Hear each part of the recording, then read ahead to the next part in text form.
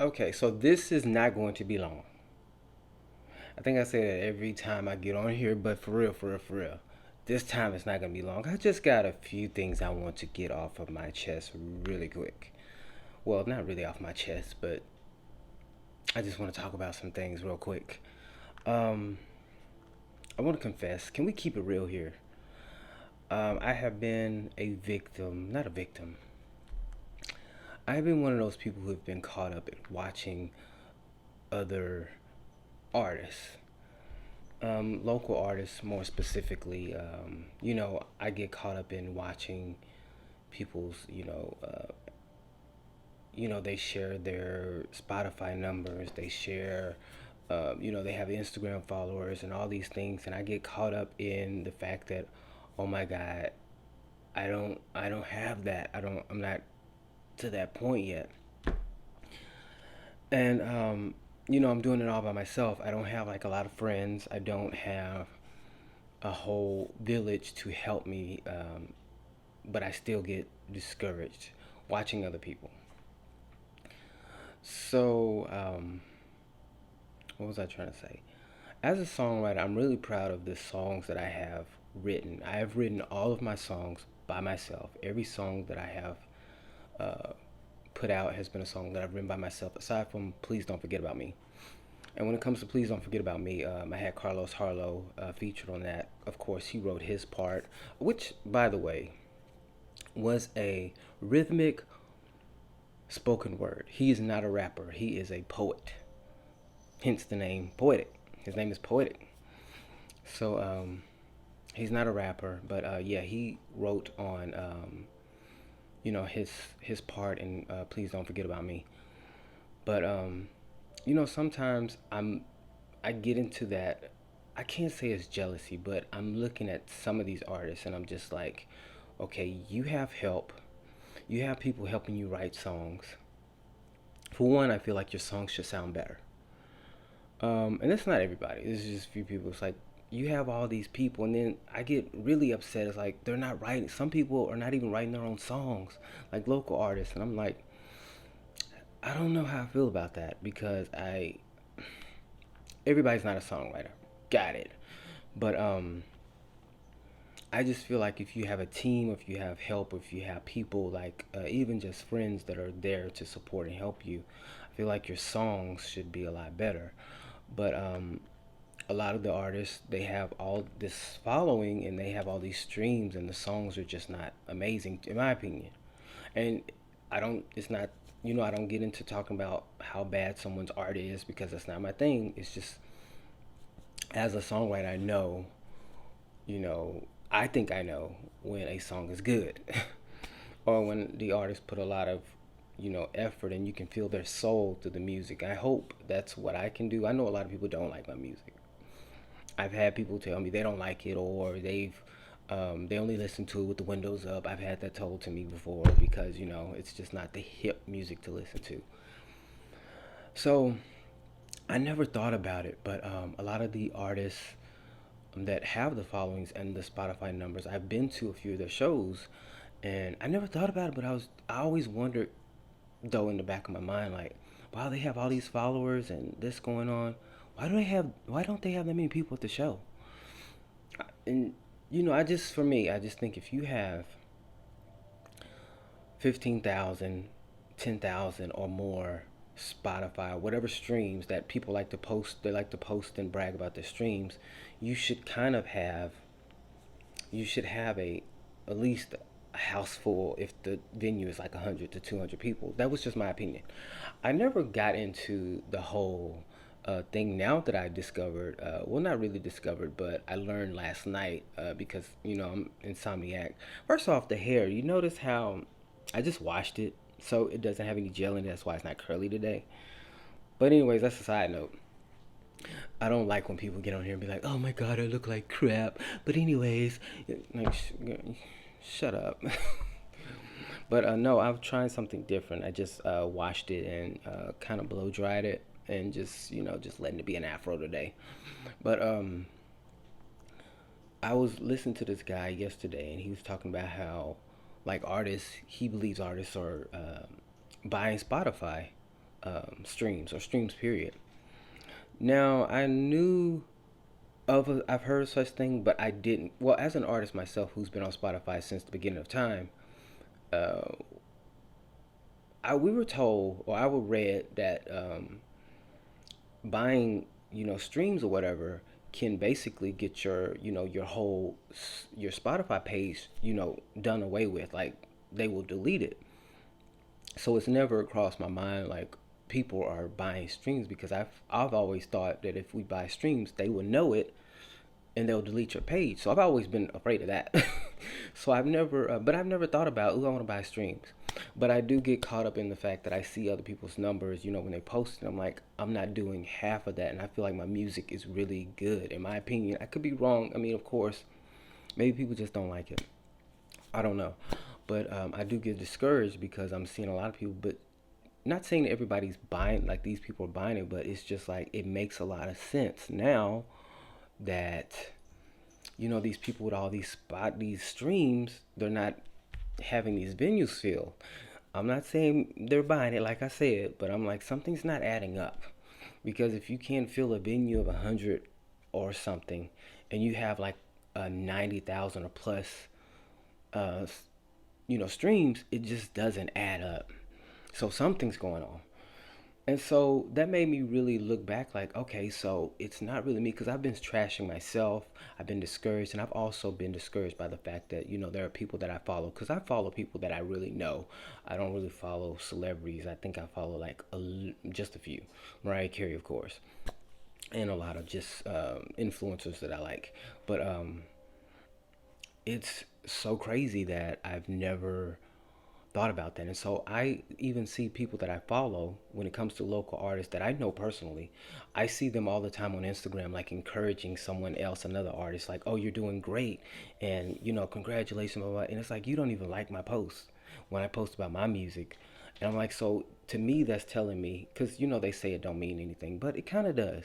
So that means you don't like my music even though you are claiming to be someone who is cool with me, but I see you like egging on everybody else or letting everybody else, giving everybody else encouragement, but you don't ever do that with me. I see that with a lot of people that I follow. And that's why a lot of people that I follow, I don't talk to in real life anymore. Because I'm like, I see, to me, it's giving you act funny. To me. Or you could just not like my music. And that's another reason why we can't talk because I feel like I write all my songs. They are all a part of me. So if you don't like my songs, you don't like me. That's how I feel. I mean, I have friends who critique my stuff, and there's been songs that I haven't released because of, my friends' critiques because I trust them as people that love me. And so it's not to say that they love every song because they haven't. There's been songs that, my friend had told me you need to go redo the vocals. So it's not like they're just here to say yes and they love everything. No. But they also encourage me as well. And they're not on my real friends. I have some on two of them that are on social media, but two of them are not. My really close ones that I've long known the longest. They're always encouraging me. Um, and then I see people that I follow, even people that I considered friends, encouraging everybody else, but not me. And it had me like for a minute. I was just like, what's going on? Like, is it just my music sucks? So all to say that y'all really buying Spotify streams? Y'all buying streams? Because if you are, I really think that's disgusting. Um, it's disgusting. It's and I what I heard was, people do it because it gives the illusion that they're popular, more popular than they are, which will have people gravitate to them. I mean, that's a good idea, and I know that a lot of big artists do it too. But as a local artist, I'm just like, I don't like that. Especially when I'm here doing it. Of course, I do it all by myself. I don't have like a gang of friends, like I said. I don't have a gang of supporters. I'm really on the ground. I'm really in creating from the ground up, from nothing to a song with one producer. It's me writing the lyrics and one guy listening to my vision and putting it on music. So it's been discouraging, but now I'm not as discouraged to know that it all makes sense to me now because it just didn't make sense in the first place. Not to say that those people are not good, but I even had moments where I'm just like, it don't give in live. It doesn't give what people are saying that when I read the people that follow me and that I follow that I know in real life, it doesn't give a lot of what they say, and that's not hate. It's just like I don't see it. There's a lot of people that I do see, like I would be understanding if Tyra Tierra, um, Ricky Jones, Carrie D. I would understand because those are talented. Those are really talented artists. But some other people, I mean, it just don't be given. Some people would do, but I just feel like with some of it, I don't know. It could be just hate. It could be jealousy. Whatever the case, I'll accept it. Whatever you call it. But I just know that a lot of them cannot hold a candle to me when it comes to writing songs and even performing. Like I can get on stage and be entertaining with a mic and a spotlight and some music. I don't need background singers. I don't need dancers. I don't need sequins outfits to be entertaining.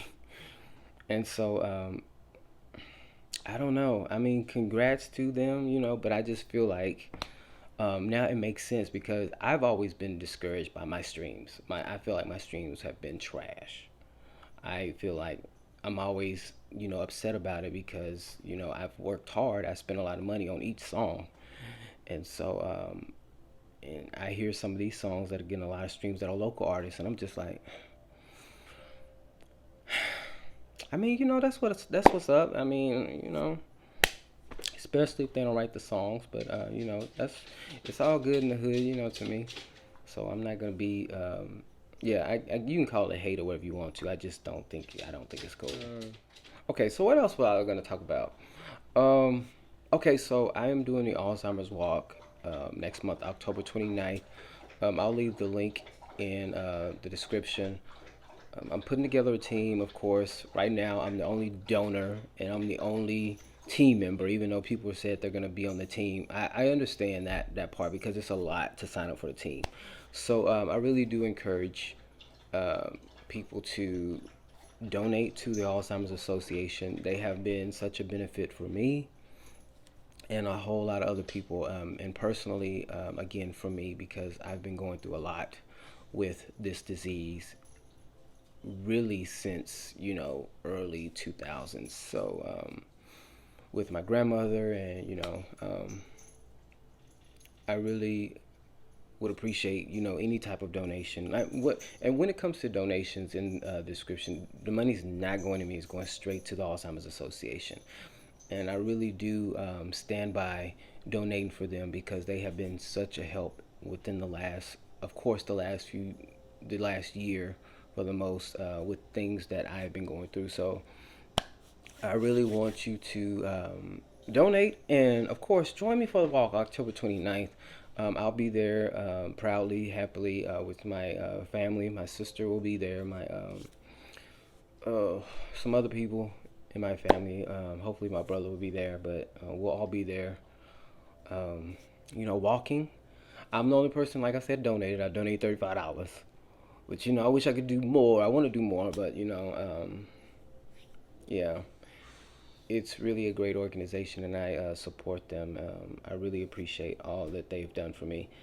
So look, so please don't forget about me. I like to talk about my songs because right now I'm currently, like I said, I'm posting my book on my website durantcersei.com.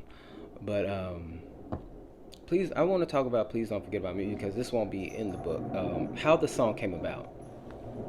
So, how Please Don't Forget About Me came about was, okay, a while ago, it was early 2020. I saw somebody on Facebook that, we were friends with. We were kind of acquaintances, or whatever. And I saw that person being interviewed by somebody, for on this show.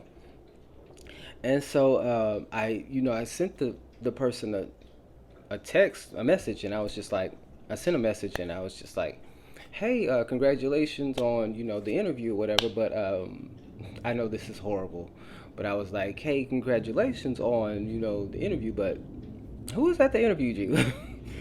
And I don't know what it was about this person because I mean, of course, nice looking, but it was just I was drawn because I've been in a relationship like way. What was that? I had ended my last relationship. Well, my last relationship ended like 2018 or so. 19, January 2019, something like that. But I have not. I've talked to a lot of people, but it never came of anything. I just never really liked anybody until I saw this person, interviewing, my acquaintance. Hold on just a second.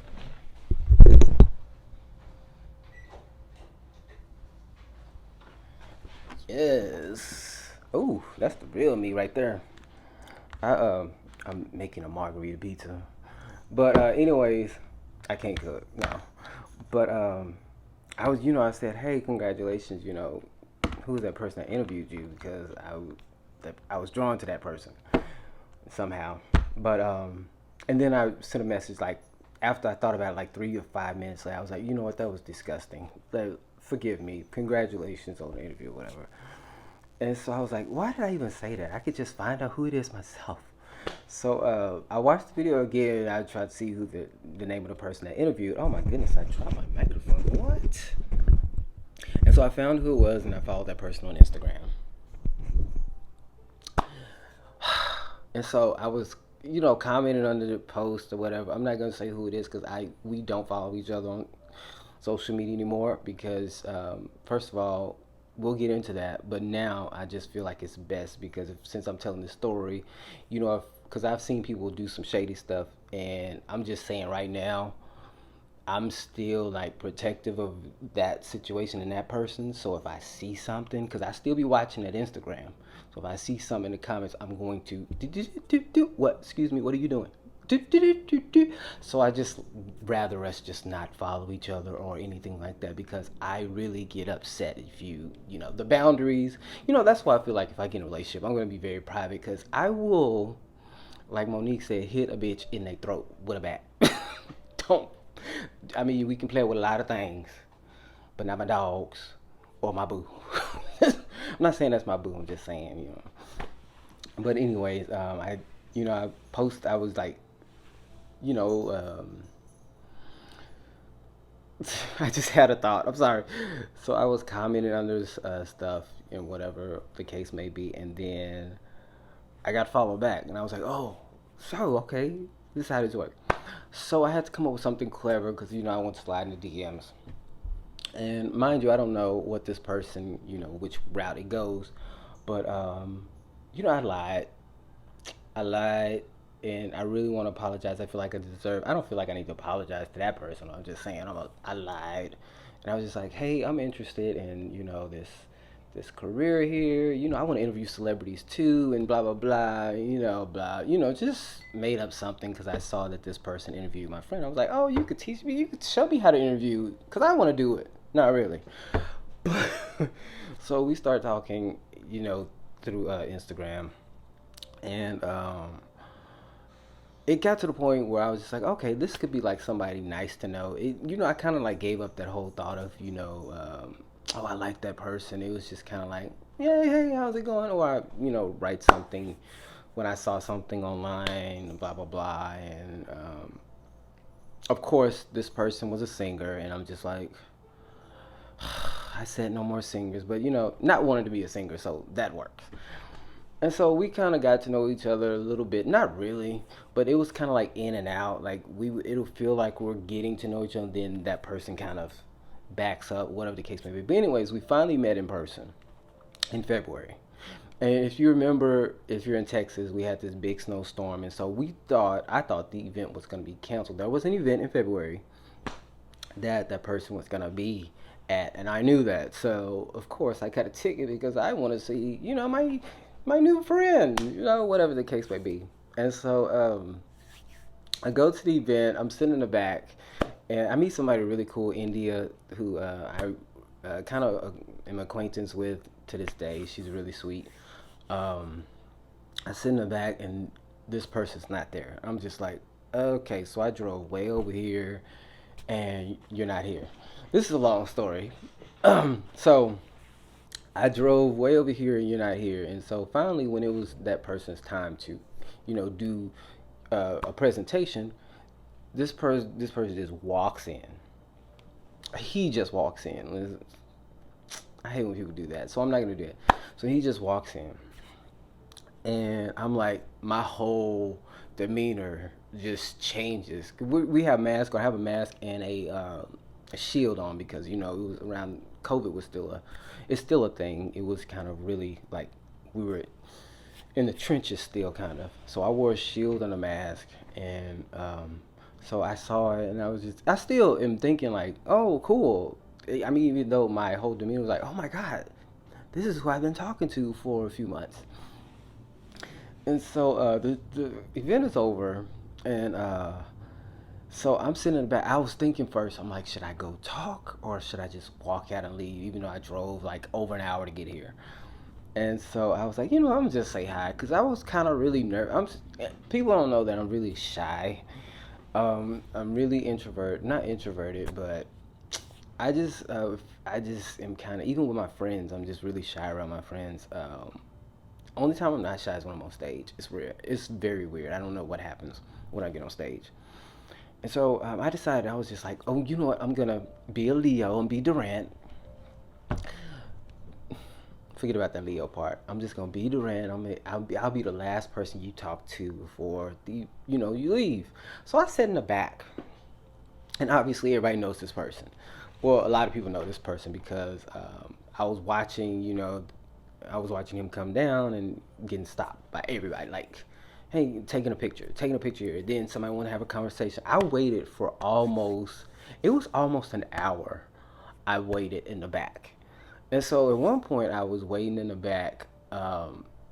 He looks back, and then I have a shield and my mask on, and he waves at me, and I was just like, I waved back because I'm just like, how do you? Because we've only been talking, via DM, and I was like, how do you even know? This is who you've been talking to, or whatever the case may be. So he waved to kind of acknowledge that, hey, I see you. And so I was like, oh, okay, so cool. I stayed, and so after that, it was about 45 minutes. Like I said, it was about an hour, somewhere around there. And so he comes out now. He has like a whole arm filled full of wine, and that's why in the song "Please Don't Forget About Me" had your arms filled with wine because he had a whole his arm like he had a bag and he was holding it. It was filled with a bunch of wine in it. It was a lot of wine, so he was holding it like this. Had his phones and he had it in this arm, and he was holding his phone. And I was just like, "You need me to carry that?" Because it was a lot. You need me to carry it? It was like no. And so we stood outside and we talked for a while on that cold February night. And it was one of the best moments I've had, and it was so like it was still nothing like, like that. It was just friendly to me. Um, it's still one of the best nights I've had in a long time because it just felt good to be in the presence of somebody that I'm kind of drawn to weirdly. I don't know what it is, but I'm drawn to this person, and there was a part in the song where I say. A subtle touch, we ain't talking about that. Just know, yes, we ain't talking about that. So, so he was waiting on the lift, so we were talking outside, waiting on lift to one of those things, and yeah, that was it. It was over, and so he was like, okay, be safe. He said, be safe, whatever. And then when I got home, I got a message, saying it was great to meet you, whatever. So I was like, oh, I potentially have a new friend because I don't have any male friends. I never. Well, Ricky's my friend, but like a friend I can hang out with, and we chilling, doing stuff every other week or whatever the case may be. I don't have one of those. Or that I talk to all the time. I used to. It just never works out. Like the last male friend I had, he got in a relationship and we just stopped talking. It wasn't an argument or anything. We just lost contact. So over the course of the next few months, whatever, we exchange whatever, and it felt like at some points that we were getting to know each other. But then it was like it was kind of like I was being pushed away, is what it felt like. And I'm still at the point where this is just somebody I could consider like a friend. Even though I was, initially attracted to this person, I still was attracted to this person the whole time. But I was just like, be friends, just friends, whatever. And so later on, around May or something, I asked, like, I sent this video and I was like, hey, I want to go see these people. Do you want to come with me? So he's like, yes, blah, blah, blah. And so it was like a month in advance. I think I talked about this in the first video. It was like a month in advance, the event. And so I think I made a mistake of not really talking about it anymore. So what I did was I bought the tickets for both of us to go to the event, and I didn't talk about it anymore. I wish now that I would have, brought it up because, I bought the tickets and I was like, when it's time for the event, then we'll just go because he's already said he's gonna go to it. So it gets just move stuff happens in that, but I'm not gonna get too much in detail about all that stuff. But it's not really that deep. Um, so it gets closer, like a few days, a week or so, probably before the event that we're supposed to go to. And so this person was like, "Oh man, I forgot to ask for the next day off." So I got to cancel. Oh, I was pissed. I was pissed. I was very pissed, and I was hurt, and and I was more hurt by the reaction, not react the rebuttals or whatever. It was kind of like, you know, we had this plan, so like, what's going on? Like, what you doing? And so it turned into messages, and I probably said some crazy stuff. I know I did, but I was like, what do you need the next day off? And then it was like, hey, what you can do? This what was told to me. Like, what you can do is we can, stop by. We can have a drink or whatever, and then you can go into your event. And I'm just like, um, so you're just going to, okay? So I just get tossed to my event. Okay, that'll work. No, not really. So I ended up inviting another friend to the event, and then after that, I was just like, you know what, never mind, I'll go by myself. So I went to the event by myself because I was just like, I don't even want to be.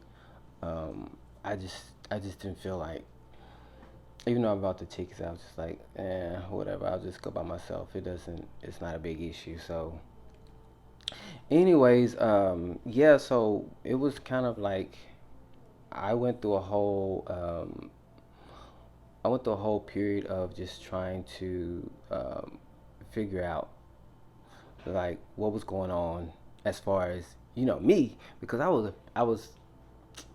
I was angry, but I was just not lashing out like that because I really have respect for this person, like beyond respect, and I never would ever want to hurt this person, even now.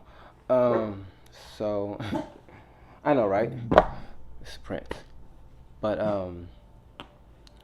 after that was over, I had, admitted that, well, not admitted, but I was just telling my situation, like, hey, this is like this is bad, but I am a black gay man, and I have been through things, and this is not. But it was just like, um, you seem upset. This is one of the I said this in the last video.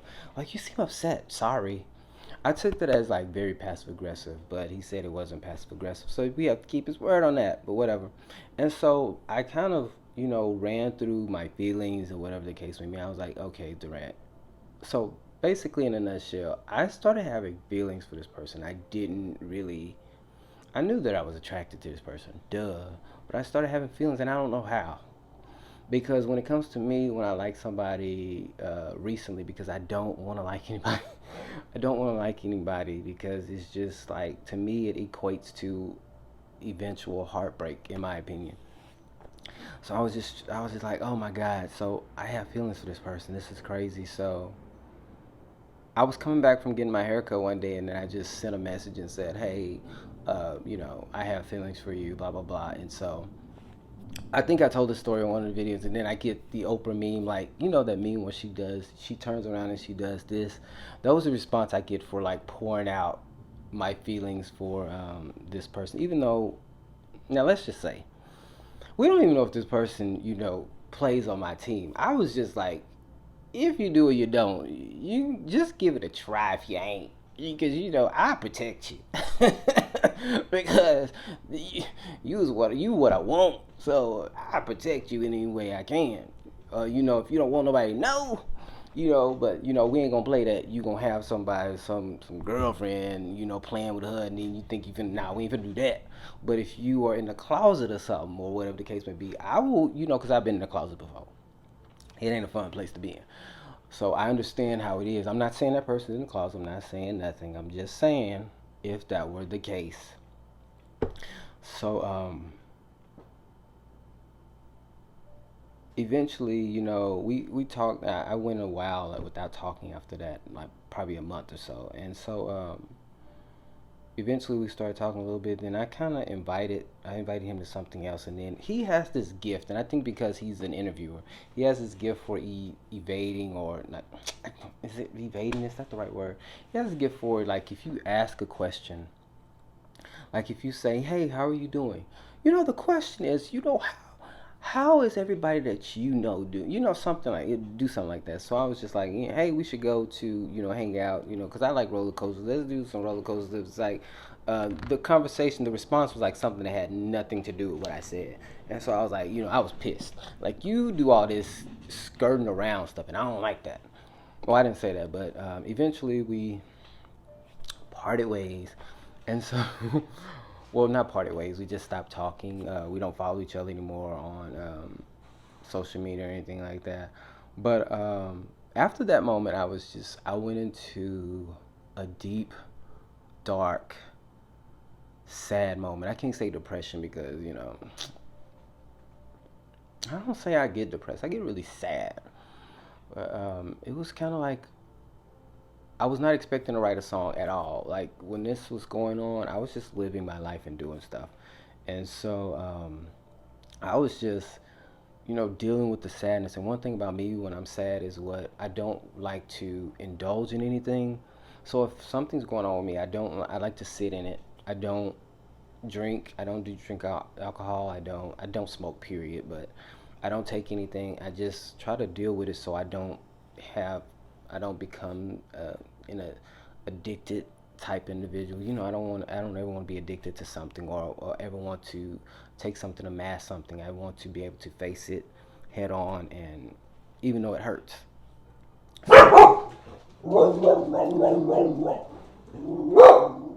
So yeah, that was a dog. When you have dogs, they just scream randomly. But I was my friend, one of the guys that if you know me, I've done songs like Timeless. Um, so the guy that did Timeless, the music for Timeless, had some music for the song, and I was just listening to some of his music, just to be listening to it. And this one, like, dun dun dun dun dun, it just hold on just a second. Okay, so I was listening to some of his music he had shared, and this one again, like when I heard the doom doom doom doom, it was kind of in my. I just felt it the first 2 seconds. Not felt that I was gonna write something, but it was something that like stood out to me, and so I listened to it, and I listened to it some more. Like, I think I listened to it like 4 or 5 times the first time I was introduced to it, and so I just let it sit and didn't think like, oh, I was gonna write a song. And so one thing that I do is I look at, of course, I watch a lot of live performances on YouTube, whatever the case may be. And one of my favorite songs has been "Lost Ones" by Jasmine Sullivan, and she was performing it at, I believe, the was it the Soul Train Awards? It was awards where she was backstage, and then she ended up going upstage, and then she performed it while she was walking up the stairs. And in the song, she said, "Please don't forget about me. Try not to love no one." Even though I've heard the song before, but that stood out to me. Please don't forget about me. So I listened to it some more, and then I knew that I wanted something, part of the song, to say, "Please don't forget about me," because this is just how I was feeling at the time. And so I ended up writing the song the next day. Um, well, late. It was like late. Because still having that, I think I watched the Jasmine Sullivan thing a few times too, and so I ended up writing a song. And so where you hear Carlos doing his rap, Carlos, I never had any idea like, oh, I'm gonna put Carlos on it or anything like that. Initially, when where Carlos' part is, I was going to talk during that part, and me and Carlos were talking about something that had nothing to do with I think we were talking about writing or something of that nature, and I just randomly just asked him, "Hey, you want to be a part of my song?" I didn't think like ahead. I just asked him, and I was like, "You know, he's a poet. Nobody's doing poets. Nobody putting poets in their songs. Well, I'm sure they have somewhere, but I'm just saying, you know, around here, he's the innovator." No, I'm kidding, but I just asked him did he want to be a part, and he did. And what I thought he was gonna do was just talk, like I was initially gonna talk, but he made it into sort of what I call again a rhythmic spoken word. It's not a rap. He's not a rapper, even though he sounds like one. He could be one. And so it turned out great. It's probably one of my best favorite songs because it's one that's more. It's a lot of my songs are personal. All of my songs are personal. Like rose-colored glasses, very personal. Um, Timeless, the first time. Those songs are very personal to me, and so. But this song, it really is my first time like writing about someone. Like from the start to the finish, the song is about someone that has to do with me, and so it's a very special song to me. And I hate the circumstance under which I had to write it, but um, yeah, it's one of my favorite songs. A lot of people like it, which I really appreciate. And again, I'm really upset about the streams because I feel like it should be streaming like crazy. But you know what? It is what it is. So I think just making music right now for me that I really believe in or that's personal, um, it's really great. I can't say I did not tell that person if the song was about that. And one thing just keep in mind, Carlos is a heterosexual, and so I was really kind of, you know, everything that I did, even though it's my song, it was my video. I really want to be conscious of him, even though he never said anything. He never made me feel like, you know, don't put this, whatever the case may be. I always want to make sure he was comfortable, so I did not want to, you know, I never say he or him or her or anything in my songs, but I want to make sure I did that. I just want to be respectful, you know, him as an artist. But he was very easy to work with. I didn't tell that person the song was about, you know, that situation, but I did send the song and, you know, whatever the case may be. Yeah. So, yeah, that's the end of that. I really want to start writing happy songs. I really want to write happy songs. I don't know why that's not my gift right now. The thing with being a songwriter again too is that you feel everything differently than everybody does. So that person not being you know, an artist like me don't understand how, you know, I may have felt because I feel everything. Like that's one of the downsides too. You feel everything like on a deeper level. It's just weird. Like like I can walk in the room, I feel everybody. It's like I know how people are feeling, and it's exhausting sometimes. And because I don't know, it's just a part of the gift. I feel things differently. I feel things intensely, but I hope that I've never disrespected that person because I have so much respect for that person even today. And I'm just saying, if that fool say, "Hey, let's work this out," I'm going. No, I'm kidding. I don't know. I wish we don't talk anymore. So, but I wish that person the best.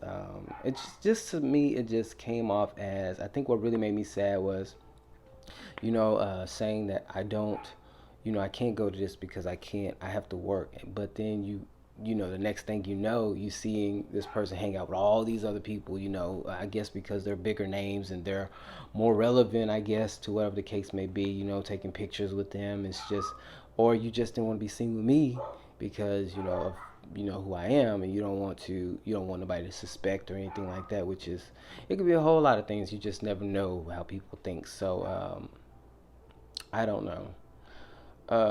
But I am sad. I wish I would have handled things differently. But everything happens. That's the way it's supposed to happen. So, anyways, yeah, that's the story behind Please Don't Forget About Me. I hope you stream that song because I ain't getting no streams like that.